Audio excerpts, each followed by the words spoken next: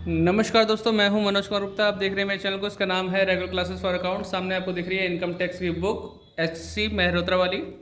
Chapter चल रहा है इनकम फ्रॉम हाउस प्रॉपर्टी। इससे पहले आपने देख चुके होंगे 23 तक के क्वेश्चन आप देख चुके हैं, सॉल्यूशन उनके।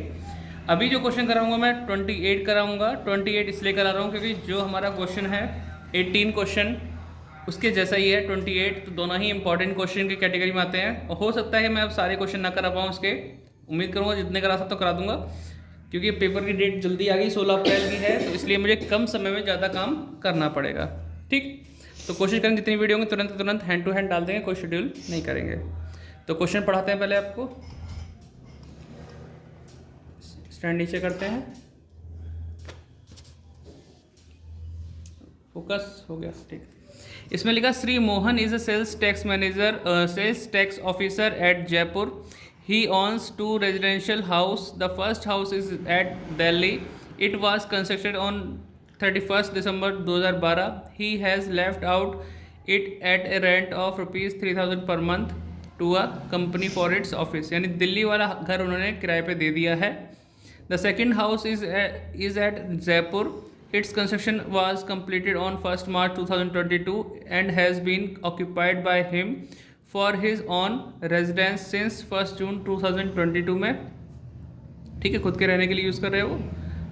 और इसमें आगे लिखा है ही टू का लोन कितने रुपए का, 60,000 रुपये on 1 August 2020 at 12% per annum interest for the purpose of construction of this house. The other relevant particular in respect of 3 these house are given below. इनके बारे में नीचे हमें जानकारी दे रखी है। आगे बढ़ते हैं तो ये मैंने दे रखा है म्यूनसिपल वैल्यूशन दे रखी है दोनों हाउस की, म्यूनसिपल टैक्स का परसेंटेज दे रखा है, एक्सपेंसेस रिपेयर, बाकी ये सब खर्चे नहीं डालते, आपको पता है। इंटरेस्ट और लोन के बारे में देखें, यहाँ तो कोई लोन नहीं है, लेकिन यहाँ पे इंटरेस्ट दे रखा 7200। ठीक है। The ground rent of Delhi house, municipal tax and building tax of Jaipur are unpaid. यानी दिल्ली हाउस का ग्राउंड रेंट वो अनपेड है, म्यूनसिपल टैक्स और बिल्डिंग टैक्स वो अनपेड है जयपुर का। तो मुझे जयपुर वाले घर के लिए म्यूनसिपल टैक्स नील करना पड़ेगा, ध्यान रखना, अनपेड लिखा है इसलिए।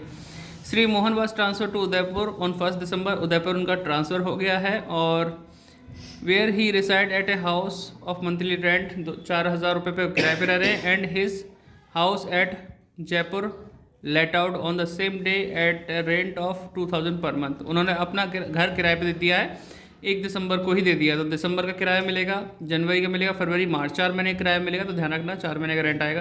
Compute the income from house property of Shri Mohan for the assessment year 2023-24 के लिए हमें निकालना है। ध्यान रखिए, सेकंड वाले घर में वो पहले खुद रहा था मकान मालिक, फिर किराएदार रहा है, यानी कि नॉर्मल कंपैरिजन करेंगे। ठीक है, मकान खाली वगैरह नहीं रहा, ऐसा कुछ नहीं है केस, क्योंकि पहले मकान मालिक फिर किराएदार, तो नॉर्मल कंपैरिजन। अगर ऐसा होता कि किराएदार रहता और मकान मालिक जाके ना रहता उस बीच में, तो उस केस में हम जो किराया मिलता है वही हम एनुअल वैल्यू मान लेते, ग्रॉस एनुअल वैल्यू। फिलहाल ऐसा कुछ नहीं होने वाला, सिंपल करेंगे। तो दोनों केस मैंने याद दिला दिए, कई बार होता है ना भूल जाता बच्चा, उसके लिए याद दिलाना जरूरी है।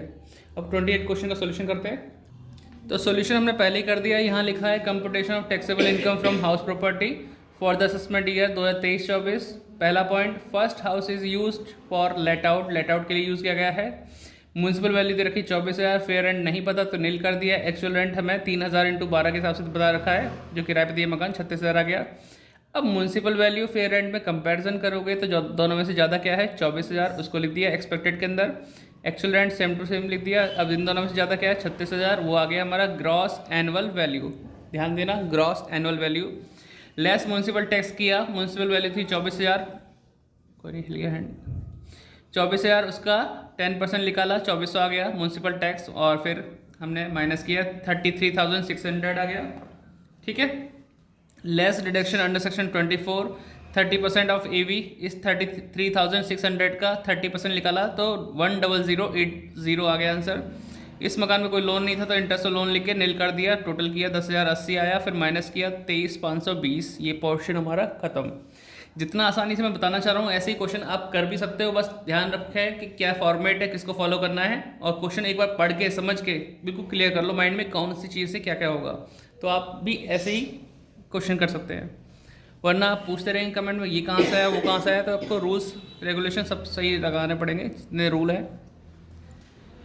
अब है second point, second house is use for self residency भी था और लेट आउट भी था, एंड लेट आउट, ठीक है, दोनों काम के लिए था यहाँ पे, लेट आउट भी और सेल्फ रेजिडेंस। तो म्यूनसिपल वैल्यू लिखा 18,000, फेयर रेंट नहीं था तो नील कर दिया, एक्चुअल रेंट हमने 2,000 इंटू 4। बच्चों का सवाल है भाई 4 क्यों किया, क्योंकि 1 दिसंबर को उसका रिटायरमेंट हुआ, मतलब ट्रांसफ़र हुआ कहीं और, उसी दिन से 1 दिसंबर को ही उसने अपना मकान किराए पे दे दिया। तो दिसंबर का मंथ, जनवरी, फरवरी, मार्च, 4 महीने किराया मिलेगा, तो 4 महीने किराया हुआ 8,000। अब हम म्यूनसिपल वैल्यू फेयर रेंट में कंपैरिजन करेंगे, 18,000 रुपये एक्सपेक्टेड आ गया, actual rent same to same लिख देंगे। फिर लिखने के बाद हमारा इसमें से कंपैरिजन करेंगे, 18,000 हमारा ग्रॉस एनुअल वैल्यू आ गया। म्यूनसिपल टैक्स नील क्यों हुआ, क्योंकि अनपेड बोला था, ठीक है। और एनुअल वैल्यू क्या रहेगा इसमें, 18,000 लेस डिडक्शन, थोड़ा सा इधर चलते हैं, less deduction under section 24, 30% of AV 54 आ गया, ठीक है, इसका 30%। इंटरेस्ट और लोन अमाउंट टू PY खाली छोड़ दो लिख के, क्योंकि आपको पहले समझाना पड़ेगा कैसे कैसे हुआ है। यहाँ भी इंटरेस्ट और loan prior to PY amount आ रखी, लेकिन अभी खाली छोड़ देना, आप पहले यहाँ समझना। वर्किंग नोट में हमने ये डेट लिखी 1 अगस्त 2020, जिस दिन हमने मकान के लिए लोन लिया था। मकान कंप्लीट हुआ 1 मार्च 2022 को, उससे पहले 31 मार्च 2021 में पड़ेगा। यहाँ से यहाँ तक का टाइम प्रायर टू PY, और PY होता है असेसमेंट ईयर से पहले वाला साल 22-23। लोन हमने लिया 60,000 का, अभी तक 60,000 का कोई पेमेंट बीच में नहीं हुई है, तो 60,000 का हमने 12% निकाला। पहले हम चेक करेंगे अगस्त से लेकर मार्च तक कितना टाइम होता है। 1 अगस्त 2020 साल दे रखा है, उस साल में दिसंबर तक मंथ गिनो, अगस्त, सितंबर, अक्टूबर, नवंबर, दिसंबर, 5 महीने ही आ गए। अगले साल 2021 में जनवरी, फरवरी, मार्च, तो टोटल 8 महीने हुए। 60,000 का 12% निकाला, 7200 आया, डिवाइड बाय 12 किया, इंटू 8 किया, इंटू 1/5, ये नियम होता है 1/5 इक्वल इंस्टॉलमेंट में, तो ये हमारा 960 रुपये आ गया। यहाँ पे 12% निकाला, 7200 आ गया। ये PY का इंटरेस्ट और ये प्रायर टू PY, ठीक है। यहाँ कोई 1/3 2/3 तो है नहीं जो टुकड़े करूँगा इसके, तो नहीं, सिंपल चलेगा। अगर आपने ये लिख लिया हो, पॉज करके लिख लेना,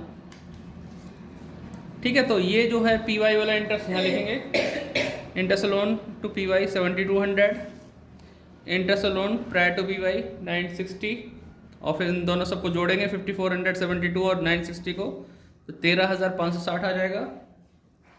फिर उसमें माइनस करेंगे जो 18,000 यहाँ था ना, अभी आधा पेज इधर है आधा पेज इधर है, तो माइनस करेंगे तो 4440 आ गया। ये हमारा है income from house property.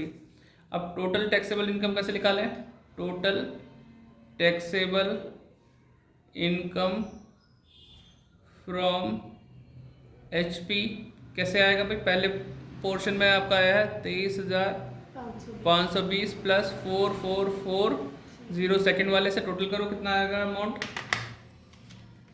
23,520 plus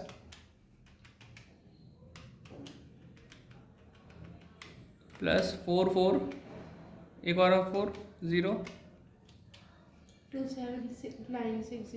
27960, ये हमारा आंसर है। तो इस तरीके से कंप्लीट हो गई है। अगर आपको दिख रहा है साफ साफ तो आप नोट डाउन कर लें, पहले ये वाला पोर्शन कर लें, वीडियो पॉज करके आराम से नोट डाउन, क्योंकि एंड स्क्रीन स्टार्ट हो जाएगी फिर आप नहीं कर पाते, फिर ये कर लेना। मिलते हैं नेक्स्ट वीडियो में। कोशिश ज़्यादा जारी है आपके लिए जल्दी जल्दी क्वेश्चन कराने की, ठीक है। जितना क्वेश्चन कराते हैं बाद की छूटेंगे तो बाद में ही हो पाएंगे, पता नहीं कब, लेकिन होंगे ज़रूर।